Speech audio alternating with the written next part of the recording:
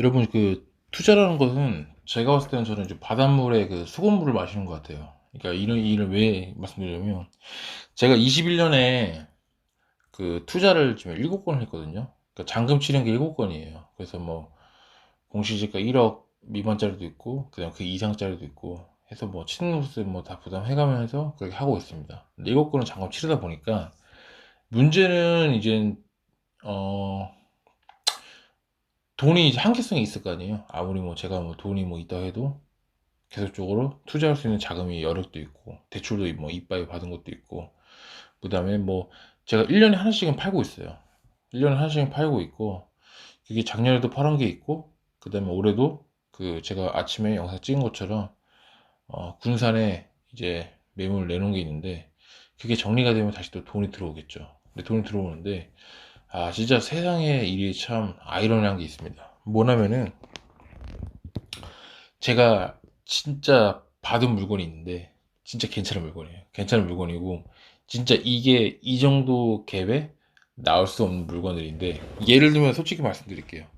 한 3천에서 4천이면 전세 끼고 좀 살 수 있는 매물이 있어요. 근데 문제는 뭐냐면, 제가 7개 정도 이제 매물을 샀다고 말씀드렸잖아요. 근데 그렇게 되다 보니까 저도 이제 자금 한계력이 있었잖아요. 그렇게 해서 저도 이제 직장을 다니면서 뭐 이것저것 뭐 스마트 스토어라든지, 그 다음에 매장 2개 운영하는 거하고, 그 다음에 각종 기타 등등 해서 하는 것들이 돈을 벌고는 있긴 한데, 아시겠지만 여러분들 부동산이라는 게 막 갑자기 뭐 막 현금 흐름이 아무리 좋아도 막 몇 천만 원 막 이렇게 쉽게 막 나올 게 아니잖아요.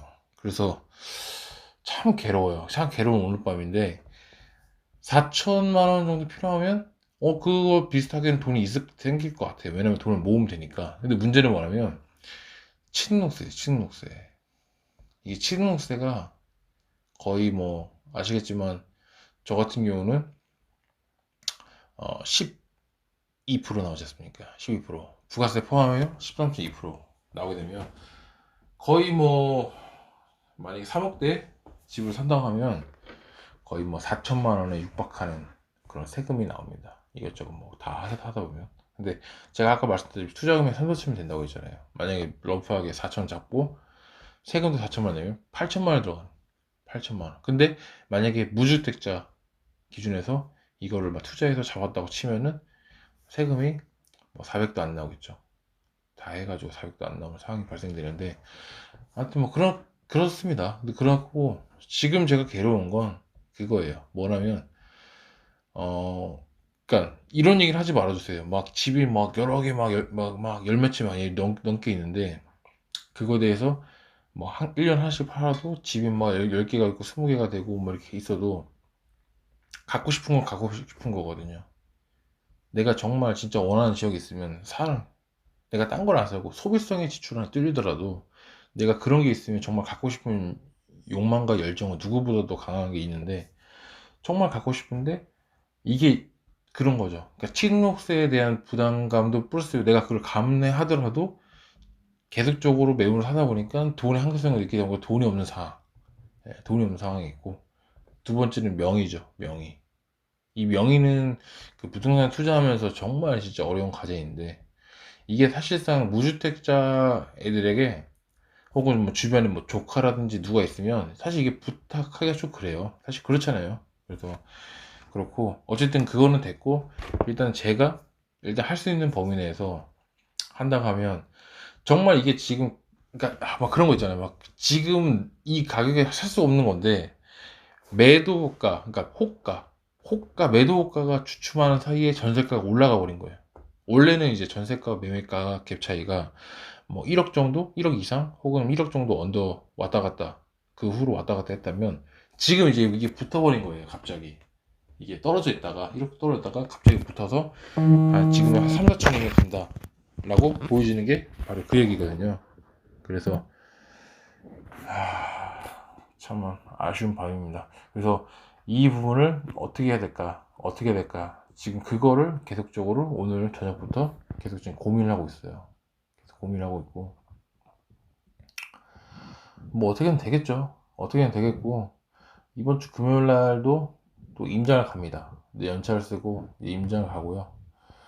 이번 주에도 잔금 일정도 있고, 잔금 일정 치르면서 또 연차를 쓰면서 또 그 매물 또 보러 갑니다. 보러 가는데 보면 미칠 것 같아요. 왜냐면은 보면 더 괜찮으니까, 사실상 사고 싶으니까. 그게 정말 괴로운 것 같아요. 그래서 이제 제가 현금으로 만들려고 이것저것 노력하는 이유가 바로 그것 때문이거든요. 그래서 물건 살라고. 만약에 그런 거 놓치는 게 제일 아깝잖아요. 오를 거 정말 보니 뻔히 보이는데 놓치는 것들. 자금이 예를 들어서 제가 8천만 원, 제 명의로 사면 8천만 원 필요한데 그 8천만 원 투자할 금은 있는데 취득세가 없어가지고 13.2% 내야 되니까 그게 없어가지고 이 망설이는 제 자신이 좀 너무 원망스럽고 안타깝고 좀 그런 밤이에요. 해가지고 이건 어떻게 해야 될까 좀 제가 진지하게 계속적으로 고민을 좀 해봐야 될 것 같아요. 해봐야 될 것 같고 오늘은 4월 7일 수요일인데 이거는 제가 이틀 동안 목요일 오늘 끝났고 목요일 내일 하루가 더 남았기 때문에 내일 하루 동안 더 고민해보고 금요일날 좀 전략을 세우고 들어가 봐야 될 것 같습니다. 무조건 자금 뭐 예를 들어서 4천만 원 정도는 8천만 원이 필요한데 제 명의로 했을 때 4천만 원 준비가 돼 있다고 치고 4천만 원 어떻게 할 것인가 이거에 대해서 좀 고민을 해보는 진지하게 시간이 좀 가졌으면 합니다. 어쨌든 여러분들도 투자 내가 마음에 드는 물건이 있는데 돈이 없어서 뭐 그런 것 때문에 좀 고민하시는 분들 많으실 거예요. 근데 진짜 아시잖아요. 그게 어떤 기분인지, 어떤 감정인지, 이럴 때는 어떻게 되는지. 근데 하다 보면 계속 그것만 생각하다 보면 저는 이제 돌파구가 있을 거라고 생각을 합니다. 그래서 여러분들도 이런 일이 있으면 반드시 슬기롭게 극복을 해나갔으면 좋겠고 저 또한 좀 내일 하루 동안은 이거에 대해서 좀 생각을 좀 깊게 해볼게요. 해보고 좀 어떻게 보면 돌파구가 있겠죠. 하다 보면. 그래서 그런 마음을 좀, 감정을 좀 공유를 하고 싶어서, 이런 안타까운 마음을 공유하고 싶어서 제가 밤에 영상을 찍어 봤습니다. 예. 아무튼, 들어주셔서 감사하고요. 다음에 또 좋은 영상으로 찾아뵙는 엘리트 애니메이션 되도록 하겠습니다. 감사합니다.